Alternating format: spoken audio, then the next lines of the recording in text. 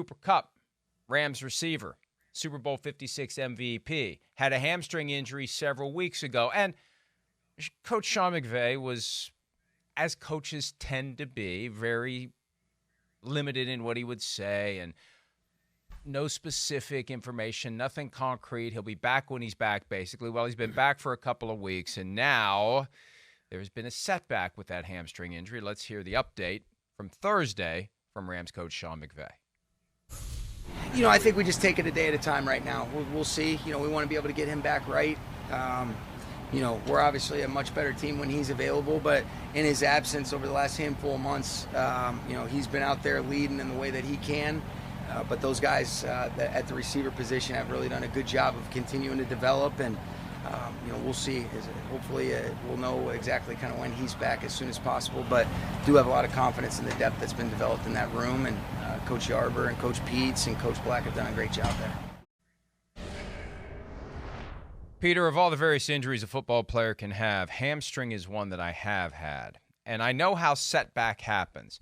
Setback happens when you come back before you should have. Because with a hamstring injury, it takes rest, and I know they've got other more proactive means of trying to get the muscle fibers calmed down and healed.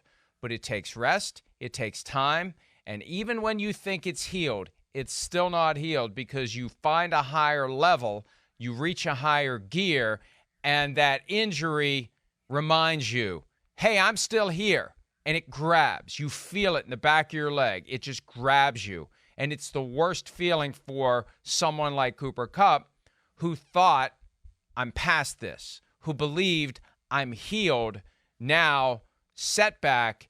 And the lesson to be learned is when they think he's ready the next time, they need to give it even more time to make sure it truly is healed. Mike, I don't know whether you have talked much about this or thought much about this, but right now, if you were projecting over and under on Los Angeles Rams wins 2023, just think about that, how scary a proposition that is. Because, look, the Rams, we didn't think they were going to be good anyway before this.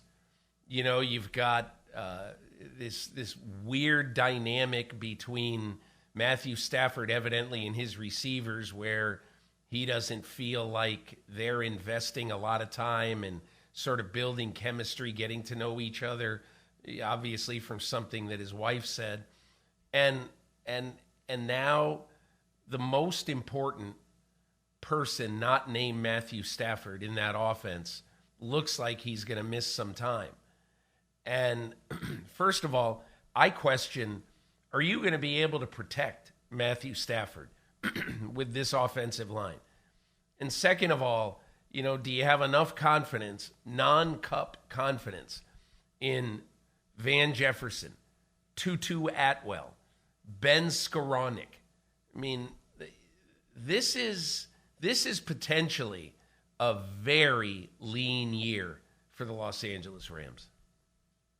Yeah, look, it's another installment on the back end of the price you pay to win a Super Bowl. And plenty of Rams fans will happily take it because they got that Super Bowl. How many down years are worth it to trade in a Super Bowl? There are plenty of fans out there that would take that Super Bowl and accept 5, 7 years of futility. But that's part of the price they're paying because they went all in and they created a cap problem, and now some of their star players are gone. They traded Jalen Ramsey away, for example. And, Peter, I look at their schedule. And for me, the key over-under win total isn't full season. For me, the key over-under win total is the first 8 games of the year. At the Seahawks, 49ers, at the Bengals, at the Colts, Eagles, Cardinals, Steelers, at the Cowboys. Those are the games. The first 8, and I mention 8 because what comes 2 days after the 8th game of the season? Trade deadline. Trading deadline. If they're 2-6, if they're 2-6 through the first 8 games, my hot take, wild prediction, which may be rooted in some basic common sense, in fact, Aaron Donald's traded by the deadline. What do you think of that? I mean, I think Aaron Donald would be traded only if Aaron Donald wants to be traded. I hear right now he does not want to be traded. Now, who knows? Maybe he will. 2-6. 2-6. I understand. However, there are family considerations. What will his family want?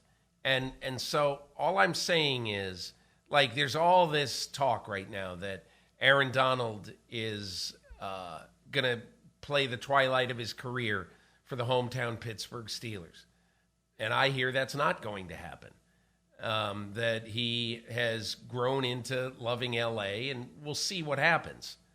But the one thing that I would say about that, you said 2-6. And again, I'm not trying to be a harbinger of doom here, but it's not going to be much better, if at all, than 2-6. And it might not be 2-6. Obviously you look at that and you say, okay, Colts and Cardinals. Okay, what else? And don't you think the Colts and the Cardinals are looking at the Rams and saying, man, we don't have a chance to win many, but that's a game we have to win. So I don't know. All I know is that right now, when you're picking the bottom 4 or 5 in the league, the Rams look like they're going to be in that. Hi, it's Mike Florio. Thanks for watching PFT on YouTube. Hit subscribe for the latest news and analysis from Pro Football Talk.